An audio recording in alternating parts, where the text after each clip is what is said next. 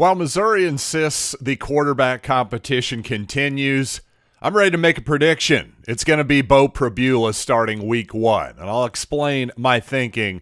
Right now, I'm Locked On Mizzou.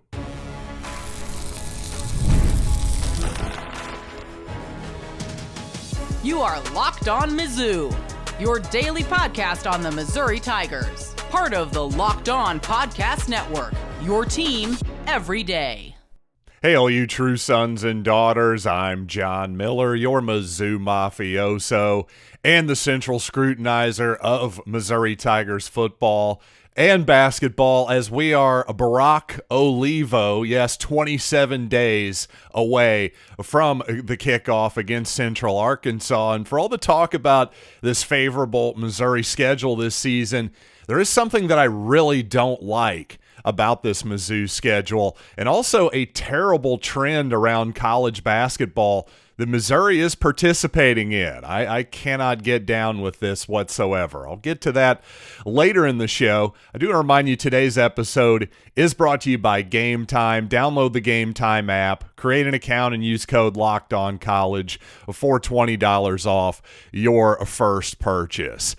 And I've been talking a lot about the quarterback position this week, and you know what? That's going to continue. What can I say? I've got Beau Pribula, Sam Horn, and Matt Zollers and Missouri on my mind at the moment. And here's how I'm thinking. This is mostly a gut-based feeling based on everything I've read, everything I've heard, people I've talked to, plus honestly just my own instincts and common sense based on years of history following this sport. I really think that Beau Pribula is going to be named the Missouri starting quarterback, and probably within the next 2 or 3 weeks or so, because I really don't think there is any advantage whatsoever to waiting to game week with Beau or Sam Horn for that matter. And also, I have to say I'm getting a little bit of deja vu, and I said this on a previous episode for you everydayers, but I'm getting a bit of deja vu back to the Sam Horn and Brady Cook battles, which, again, publicly, Eli Drinkwitz is saying it's a battle. We're gonna maybe go into the first week of the season, all that kind of good stuff. And, you know, eventually it seemed pretty obvious that Brady Cook was your starter. And back to the idea that there's no real advantage to waiting at this point. Like, you have to go back to, at least this is what I'm going to go back to. Brad Smith, all the way back in 2002, Missouri announced, in my memory, is on the Monday before Saturday's game against Illinois, so 5 days before kickoff, Missouri really kept that starting quarterback under wraps, because my memory is most assumed that veteran Kirk Farmer was going to be the guy that season. And it was a really big surprise that the redshirt freshman Brad Smith was named the starter. Well, of course, he comes out like a shot out of a cannon, rushing for well over 100 yards against the defending Rose Bowl champions in the Fighting Illini. Missouri basically blitzkriegs Illinois, and one of the most memorable victories, I would say, of the last 25 years or so. So there was a real advantage, I think, for Missouri and Gary Pinkel to keep that under wraps all those years ago in the bragging rights football game. But in this case, I think you've seen enough. Listen, I know I've made a lot about how obviously Sam Horn has very little experience. I just think physically you probably have a much better idea than who Brad Smith was, for example. Again, all the way back in 2002, the amount of footage that you have on Sam Horn, who is a top 100 type of player, Missouri was Brad Smith's only high major Power 4, Power 5 type of offer, and he played in a place and in a time where it's not as though there was just massive amounts of Brad Smith information clickable on huddle.com on the internet. You got to remember, in 2002, YouTube was still a few years away from even existing. So again, the point here is that, on the other hand, we're talking about Central Arkansas, too. The opponent also matters a lot here, too. We're not talking about, again, the defending Rose Bowl champions, Illinois. Brad Smith, again, a total unknown, but against Central Arkansas, what are you really what advantages are you really gonna get there? Because week 2 is obviously the important game against Kansas. Obviously, whoever Missouri starts should have a full boat in week 1, regardless if it's Horn or Pribula, as I'm assuming. Neither one of those guys has a lot of experience. I'd be shocked and, frankly, a little bit aghast if Missouri is splitting reps at quarterback in week 1, regardless of who it is. Just pick a starter and go with him. This idea that, well, maybe they'll give the second guy some reps in week 1, I don't think you really have that luxury. I think you've got to figure out your starter and go with him, because obviously week 2, a must-win game against Kansas, as I've said all offseason. And I just think with the lack of experience of both players, I just don't think you really have the luxury of dilly-dallying around. So with all of that being said, add it all up, again, my instincts, everything I've been hearing, the deja vu with the Horn situation in the past, to me, all this adds up to maybe give it a couple weeks or something like that. But I think Beau Pribula, sooner rather than later, is probably going to be named your Missouri starting quarterback. I don't see this being a big mystery heading into week 1.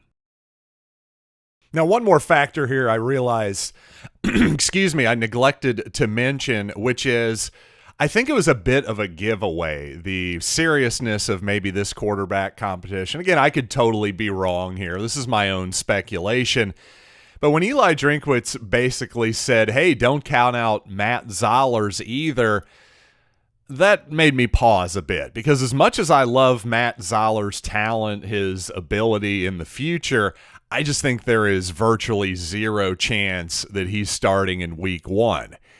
But I will say this, if that does happen, well, we probably really won't know until game week, because then there very much, I think, is a bigger advantage to waiting, because, well, he's just more of an unknown. Let's put it that way. Unlike Pribula and unlike, to a lesser extent, Horn, I just think, well, Zoller's a total unknown and also a truly a surprise pitch. Let's put it that way. It'd be like if suddenly, Justin Verlander threw a knuckleball or something. It's just, that's a play that I don't think our opponents or certainly Kansas would see coming. But weirdly, if that did happen, the extra time of preparation might actually help Kansas in that particular case. But regardless, I'm still saying that hey, don't count out Zoller's comment from Eli Drinkwitz, I think that was more of a giveaway that maybe the quarterback competition stuff is more coach speak than Drinkwitz is willing to lead on. Again, that's just my assumption. I could be wrong on this, but I doubt it. And for all the talk of Missouri's advantageous SEC schedule, well, I have to say, 6 home games in a row to start the season is a lot, but that's not my least favorite part about the Missouri schedule. In fact, it's something that is a little bit cowardly on Missouri's part, so I'm going to take them to task and also give you some more reasons why I don't like this element of the schedule coming up here on the show in a minute. First, though, if you're trying to stay on top of your routine, whether we're talking workouts, long days at work, or staying focused through back-to-back classes, well, hydration is where it starts, and that's where DripDrop comes in, because, hey, sometimes in your busy lives or even your fun lives, you end up getting a little dehydrated. Well, instead of pounding like 3 glasses of water or a similar type drink, well, why not get it done even faster? DripDrop is doctor-developed and scientifically proven for fast hydration, delivering 3 times the electrolytes and half the sugar of a leading sports drink. And I like to keep the packets in my golf bag. Heck, when it's 90 plus degrees out there, I mean, you're sweating out so much. Having one of these little DripDrop packets in your golf bag, just put it in your bottle of water, shake it up. You are good to go, my friend. You're going to be hydrated for that backside. Well, right now, DripDrop is offering Locked On listeners 20% off your first order. Just head to DripDrop.com and use promo code Locked On College. That's DripDrop.com, promo code Locked On College for 20% off. Stock up now before the heat hits hard. By the way, I just saw a couple hours ago that Power Mizzou tweeted out that we're Brock Olivo 27 days away from Missouri football, and I now feel like the most unoriginal person in the podcasting space. But you know what? We're going to soldier on because that's what we do here. Dust ourselves off here on the Locked On Mizzou podcast. But again, 6 home games to start the season. Less than ideal. I got to be honest. That's going to get I could use a road game to break that up at a certain point. But of course, there is a bye week before that 6th home game against the Alabama Crimson Tide in between the homecoming game, yes, against UMass and Alabama. That early kickoff for the Crimson Tide, 11 a.m., by the way. You know what I hate about that? No homecoming for Alabama, because here's the thing. Normally that early October, that's traditionally when Missouri has its homecoming. Now, obviously, another tradition is you tend to like to schedule a victory on homecoming. Listen, I get it. I really do. But I think that's sort of old thinking, in my opinion. I think people, I don't know, maybe I'm just speaking for me here, but I think I really do speak for the masses here when I say that most people these days would rather have a big event than a surefire victory against, well, what should be a pushover type of team in the UMass Minutemen, to be brutally honest with you. Now, homecoming, on the other hand, imagine the week of homecoming, the decks, the everything that the floats, everything, the parade, everything that goes along with the week of homecoming here at Missouri. Of course, we consider ourselves the originators of homecoming. It's a massive, massive deal. And when you have Alabama coming here, and imagine a world where maybe Missouri is 5-0, by the way.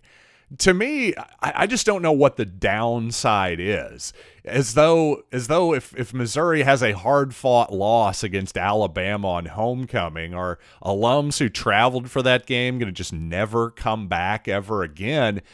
To me, I think there's a couple different angles here. Number one, I do slightly believe in karma a little bit in this case. It does seem like you're almost cowardly ducking the Crimson Tide for homecoming. I don't even know that that's really a debatable topic there. But also, again, just atmosphere-wise, the week of build for Alabama and homecoming and everything happening on campus there, the buzz around campus last week versus UMass, I'm sorry, it's going to be night and day. I will say, if Missouri, again, if they're 4-0 coming off it, going into homecoming, there's still going to be a buzz. But my goodness, that Alabama game is going to be one of the most anticipated games in Missouri history, if indeed the Tigers can beat Kansas and Louisiana and South Carolina, of course. But I don't know, just not my favorite trend. One of my many not-so-favorite trends in college sports these days is, hey, fans, we don't really care about you, but also give us more money. And to that point, by the way, I noticed a bunch of people yesterday were excited and saying, hey, we get football tonight for the NFL Hall of Fame game. Well, excuse me while I fall asleep for a second, as the Chargers beat the Lions 35-7 yesterday in a preseason game where basically no starters played. So excuse me if that didn't quite scratch my football itch. But speaking of preseason games, I was thinking yesterday, it just made me realize I truly do hate preseason football. I also hate preseason basketball. I hate spring training. And you know what I really hate?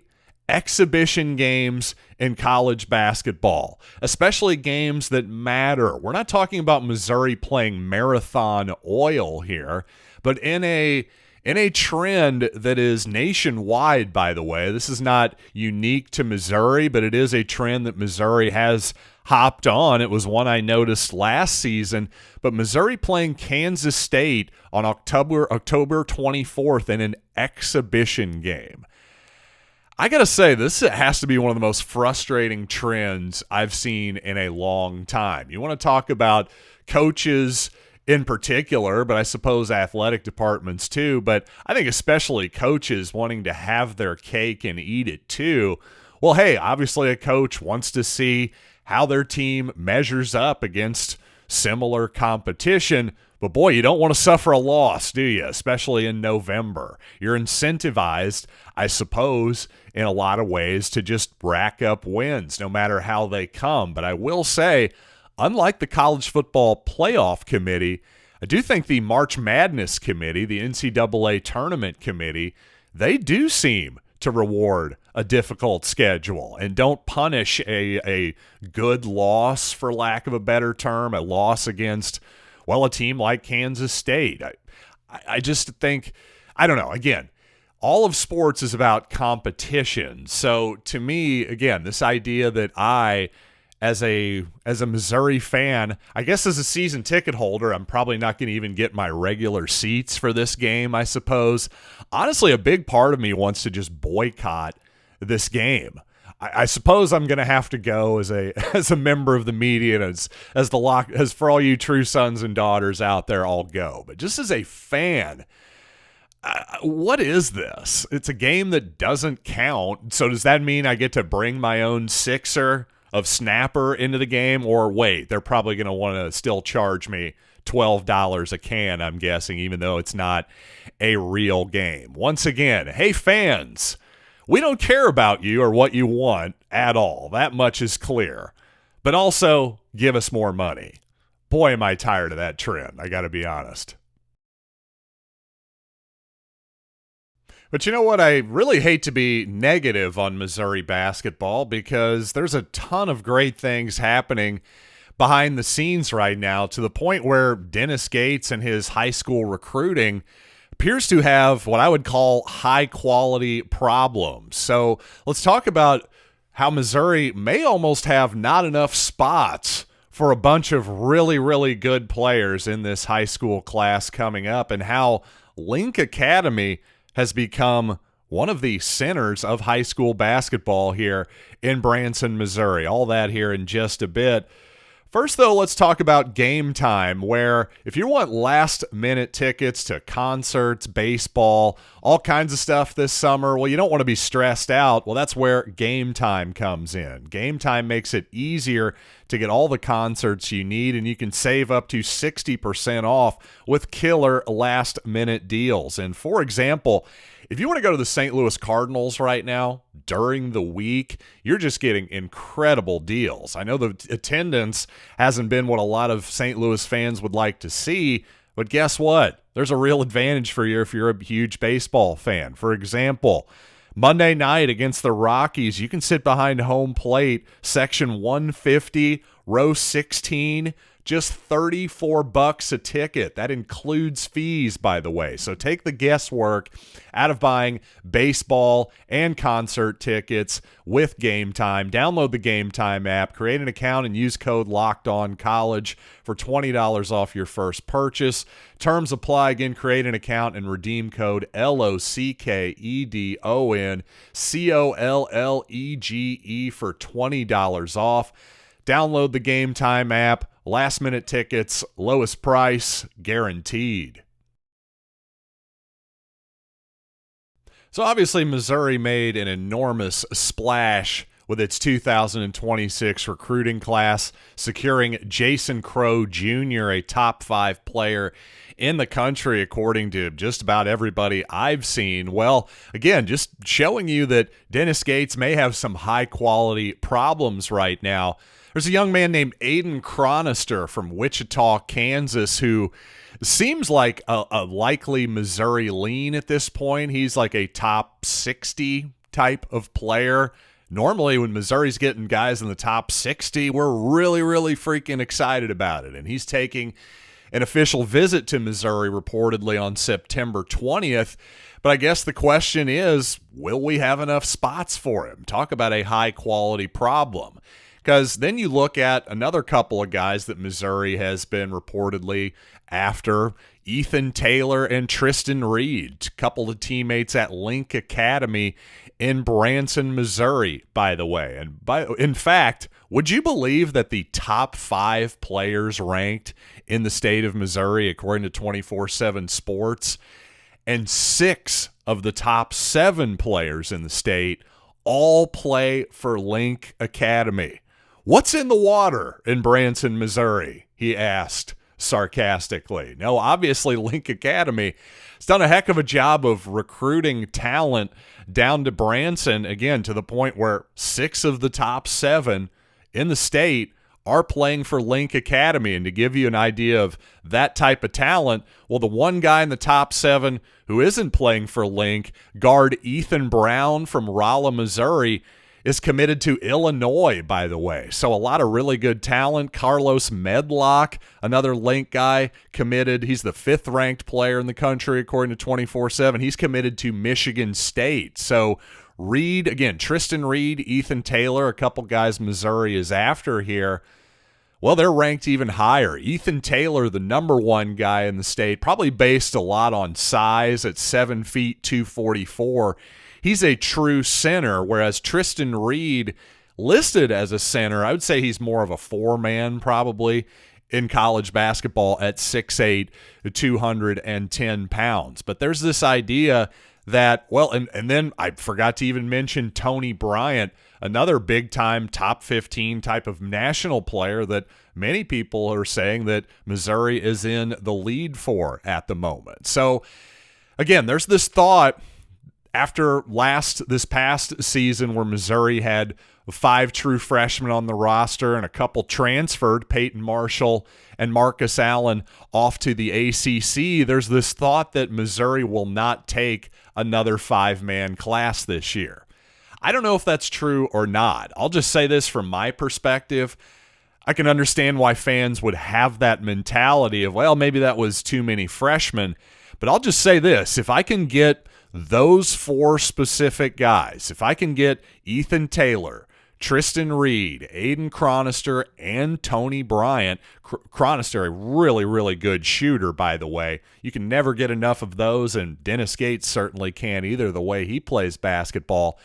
If I can get all 4 of those guys, along with Jason Crowe, if that's my 5-man class, I'm taking all 5 of those guys. Again, more often than not, I'm not going to want to have a 5-man high school class. But if all those guys want to come play for me, come on down, because that's a good mix of talent. Again, you've got some big men there. You've got the lead top 5 guard in the country type of player. You've got Chronister, who's more of a wing and a knockdown type of shooter. That's a good mix of talent. And here's the thing. If they don't all stay around, and odds are, if you had a 5-man class, at least one of them probably would transfer after a year or two.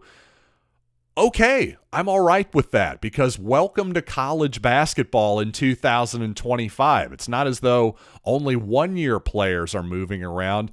Juniors and seniors are moving around all over the place these days too.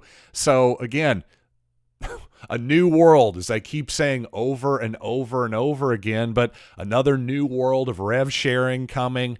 I think at this point, you just amass talent and then try to figure it out as you go the next season, because clearly there are no guarantees in this modern world of college basketball, or indeed college football too. All right, that'll do it for this edition of Locked On Mizzou. Again, I don't think we're going to get any quarterback clarity in the next week, but maybe in the next 2-3. I really am anticipating that Beau Pribula is going to be your next Missouri starting quarterback. And also, heck, if you can get that kind of 5-man class in basketball, I don't know, Dennis Gates doesn't need my advice on recruiting, but my thought is take him and figure it out as it goes. Amass that talent and worry about how it all shakes out in the coming years. But that's just my thought. But thanks for joining me for all of my thoughts here on Locked On Mizzou and making this show your first listen. Check out the portal with Brian Smith for your second listen. Find the portal on YouTube and wherever you listen to podcasts. So until next time, I'm John Miller. This has been Locked On Mizzou.